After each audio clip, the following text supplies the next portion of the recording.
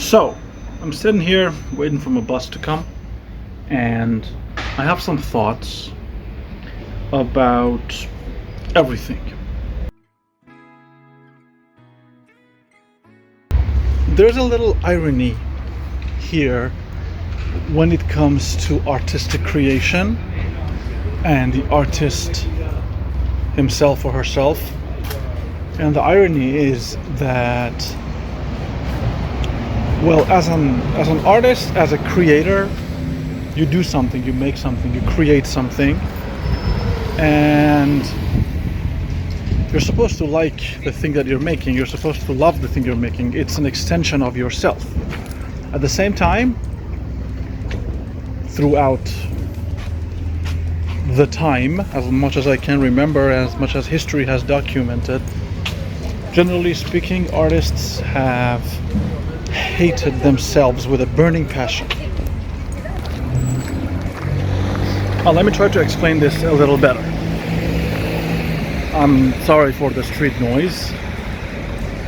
I've discussed this in detail, that I would love to film outside a little bit more, specifically now that the weather is getting very, very, very sunny, and I need some vitamin D, and so some of my stories that I'm telling will be under direct sunlight, which means in the streets probably, which means noise. Anyway, back to what I was speaking of. Nepotism and self-hate and the very, very weird and toxic and symbiotic, the parasite thing, the two things living together, living off of each other. I think it's pronounced as symbiotic. And the symbiotic nature of artists liking the creation but hating themselves.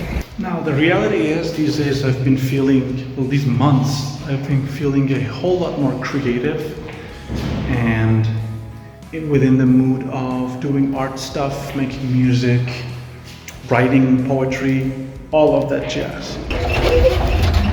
And just to give you a little bit of a quantitative value to compare, I think I've written now 10 songs, I've recorded them, I've even mixed and finalized a few of them within the past 6 months. Just for comparison's sake, the last album I published after 3 years of working has like 8 tracks or 9 tracks. So you can see that the things are definitely different this time for me.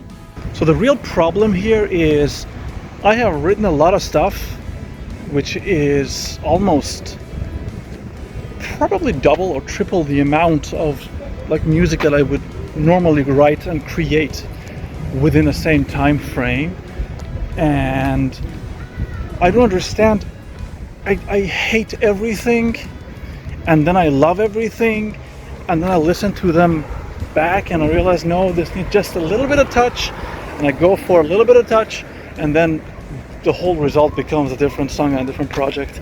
And this, next to everything else that I'm dealing with right now with university and other projects, has, I guess you could say, added a ton of unnecessary stress and tension within my brain and within my spirit. And I need to rectify this, and probably this video is going to help me rectify some things, because usually when you talk about things, you find solutions to things. Now, I have 2 or maybe 3 options depending on how much crazy or crazier I might get, depending on everything, like music wise.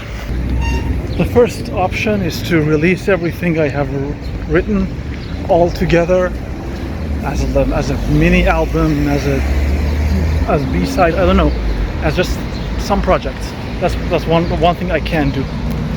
Another idea is to release songs single by single every week or every month. I could test this approach to create some kind of an algorithmic approach, because most of the streaming services, all the big names like YouTube Music, Spotify, or Deezer, they work apparently now on a quantitative system, meaning that unless you are like the top 5% of the music universe, of like the famous, like the lucky ones, I guess you could call it, it is recommended that you release more songs.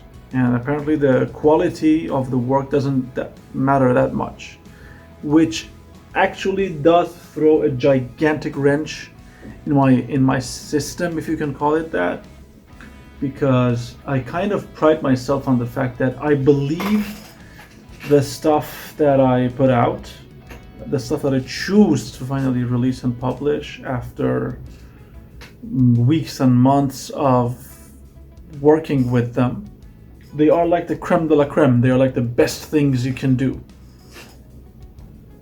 And it again talks to the nepotism conversation that I described earlier. The point is, I'm feeling a little confused again. I don't like feeling confused this much. So I believe at the end of the day, I'm going to record everything, guitars, vocals, bass, harmonies, everything. I'm going to record everything I can. I'm going to mix the ones I can and have a few friends of mine who specialize in mixing help me out, probably with some of them that I can't because of time constraints. And once I have like 6, 7, 8 songs ready, exported, the files are ready, the artworks are ready, everything is ready, I'll decide what to do. I think I have a few ideas of what to do that could be good, but it all depends on whether or not I get to play this year's festival again. Because if I don't get to play it, if my project isn't chosen, then it means I need to take a different approach in order to promote myself. I don't know now. Like I said, this video is a little bit about confusion, if anything else, and the irony of being an artist, and the symbiotic relationship that you have between liking your art and hating yourself. Then again, your art is an extension of yourself. I described it earlier. It's just a little weird. And that's probably it. Yeah. I hope this video was funny enough or interesting enough. I believe my next video is going to be a whole lot more fun than this one. It's going to be less talking head and more probably playing stuff. We'll see. If you're still watching this video, thank you so much. Do me a favor, if you are a fan of music or if you're curious about the stuff that I do, there is a Spotify link, like the first link in the description. Check it out. Listen to my music if you could.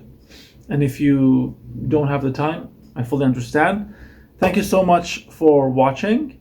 I hope you are staying safe and you are staying sane. I will be seeing you very, very soon. Take care and peace.